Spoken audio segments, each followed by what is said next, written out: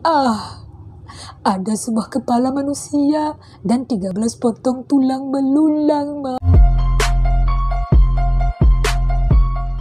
Halo, assalamualaikum, welcome back to my story. Terima kasih sudah klik video ini. Saya Taurus Manita dan di channel ini kita membahas misteri-misteri yang terjadi di berbagai belahan dunia. Dan kali ini kita bahas sesuatu yang first time, pertama sekali terjadi. Dan tahu nggak sih, kalau yang pertama-pertama itu biasanya menghebohkan. Apalagi kejadian itu sangat-sangat mengerikan. Dan ini terjadi di Indonesia, Mak.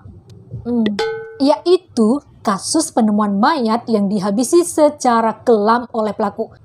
Kok kelam? Kejam. Di mana tubuh korban itu terpotong-potong alias mutilasi. Serem.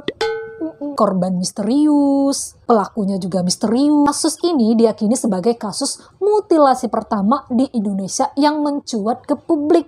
Dinamakan kasus mutilasi Setiabudi tahun 1981.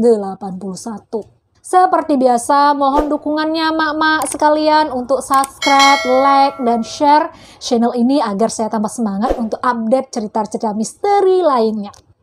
Oke? Dan ini dia kronologinya. Check it out.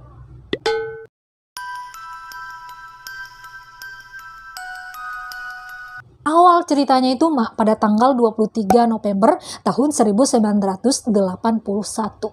Yaitu pada pukul 9 pagi, di mana ada 2 orang sapam nih, petugas keamanan yang sering berjaga-jaga di PT Garuda Mataram Motor. Mereka itu nyium bau busuk dari 2 kardus yang tergeletak di trotoar persimpangan Jalan Setiabudi di kawasan Jakarta Selatan.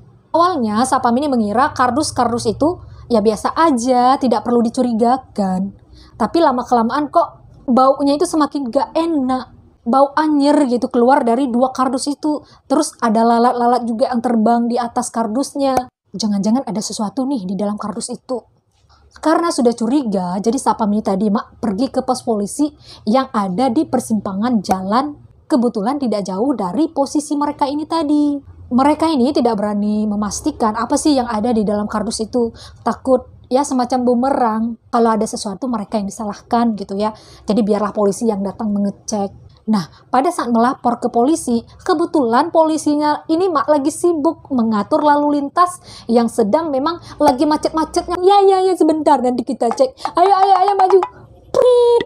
Jadi polisi ini nggak langsung cek pada saat sapam ini melapor. Kemudian, Mak, pada waktu yang bersamaan pula datang 2 orang pencari barang bekas atau pemulung datang ke lokasi kardus-kardus ini. Ya, mereka mencari barang bekas yang bisa dijual gitu ya. Nah, kardus kan bisa dijual. Lumayan. Diambillah kardus-kardus itu. Lah, pas diangkat kok berat. Kok nggak bisa diangkat? Dibukalah kardus pertama sama pemulung ini. Seret. Ada sebuah kepala manusia dan 13 potong tulang belulang, Mak, dalam kardus ini. Lumayan kan? Dibuka satu kardus lagi dan isinya, Mak, 180 daging dan isi perut manusia terbungkus di dalam 8 kantong plastik. Membayangkan isi perutnya aja, Mak, aku sakit kepala, Mak, pusing. Gimana pemulung ini tadi, Mak, ya? Ya mungkin penemuan itu menjadi sejarah bagi mereka. Bisa-bisa berhenti mulung tuh mereka, Mak. Kasus ini disebut sebagai Setiabudi 13 yang merujuk pada 13 potong tubuh korban. Dan lokasi penemuan itu ada di Jalan Setiabudi. Makanya kasus ini disebut Setiabudi 13 atau Pesona 13. Polisi kemudian membawa potongan-potongan tubuh ini ke Rumah Sakit Cipto Mangunkusumo untuk diotopsi oleh dokter ahli forensik Dr. Munim Idris. Dr. Munim ini merupakan ahli forensik terkenal di Indonesia.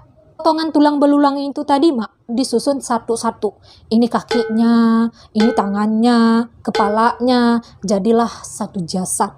Hampir utuh. Hampir. Karena anehnya, bagian anus, kandung kemih, dan pankreas korban ini tidak ada, Mak. Tidak ditemukan, entah kenapa, wallahu alam. Dari pemeriksaan awal ini diketahui kalau korban ini berjenis kelamin laki-laki. Usianya itu diperkirakan sekitar 18-21 tahun. Dengan tinggi badan 165 cm, tegap dan agak gemuk. Diperkirakan korban ini dibunuh terlebih dahulu sebelum dimutilasi. Dan itu terjadi pada tanggal 21 sampai 22 dini hari. Sebelum ditemukan dalam kardus pagi hari tanggal 23 November. Di tubuh korban itu ada 3 luka tusukan, benda tajam di bagian dada, perut, dan punggung. Setelah korban ini tewas, baru setelah itu, kepala sama tulang korban ini digergaji. Daging-dagingnya disayat itu sebanyak 180 bagian, Mak. Dagingnya itu dikupas dari tulangnya, dikupas dari tulang. Bener nih, Mak, pembunuhannya ini, Mak. Niat betul pelaku ini, Mak. Jangan ditiru, Mak, ya. Gak boleh bunuh-membunuh, dosa. Mending kupas buah, bisa dimakan, bermanfaat lagi. Oke, seperti yang diakui dokter Munim, mengerat tulang itu bukanlah pekerjaan mudah, Mak. Apalagi bisa serapi itu, bersih, sistematis, gak ada bekas darah sedikit pun di tubuh korban. Dari hasilnya itu kelihatan kalau pelaku itu melakukan itu dengan sangat tenang dan dalam waktu kurang lebih 3 atau 4 jam. Mengeksekusi korban dengan cara sadis. Diduga nih, Mak, korban ini dipotong-potong itu di kamar mandi. Ya, analisisnya soalnya nggak ada darah sedikit pun, jadi siap dipotong langsung dicuci. Nah, dari situ diduga pelaku ini bukan orang biasa dan tidak bekerja sendirian. Bisa jadi 2 orang atau lebih. Karena tim forensik profesional aja nih, Mak, untuk membedah mayat butuh waktu lebih dari 2 jam. Aku cepet banget, Mak, kerjanya. Apalagi mengupas daging. Anehnya, Mak, dari mutilasi ini, wajah korban masih utuh. Telapak tangannya, telapak kakinya itu juga masih ada. Dan beberapa bagian dalam seperti paru, hati, limpa masih utuh. Dengan bukti ini tadi, pasti bisa nih mengungkapkan siapa sih korban ini, ya kan? Dengan ketahuan siapa korbannya, pelakunya juga bisa ditemukan. Pelaku ini, Mak, seperti sengaja meninggalkan jejak atau untuk bisa ditemukan, karena pada umumnya pembunuhan dengan mutilasi itu dilakukan agar korban tidak mudah diidentifikasi atau menghancurkan bagian-bagian yang bisa diidentifikasi lah. Nah, ini aneh, malah yang berpotensi menjadi bahaya bagi pelaku sengaja ditinggalkan. Lebih aneh lagi, Mak, walaupun berhasil diidentifikasi jasad korban ini, ternyata tidak ada yang mengklaim kenal dengan korban. Beberapa warga yang pernah kehilangan anggota keluarga ini datang nih ke rumah sakit RSCM nih. Ternyata nggak ada yang kenal, Mak, dengan korban. Sidik jarinya ada, mukanya ada, sudah dibikin sketsa dan disebarkan secara besar-besaran di media. Karena ini kasus mutilasi pertama kali terjadi, jadi agak heboh. Tapi sampai sekarang tidak ada satupun informasi yang masuk terhadap korban. Akhirnya polisi menemukan jalan buntu yang tadinya udah seneng, mudah diidentifikasi, malah nggak ada yang kenal sama korban. Gimana dong? Atau mungkin pelaku ini tahu kali ya korban ini nggak ada yang kenal, orang asing atau siapa gitu. Makanya mukanya itu dibiarkan aja utuh, toh nggak ada yang kenal, ya kan? Pelaku ini, Mak, seperti memberi tantangan kepada para penyidik untuk bisa menemukan siapa dia.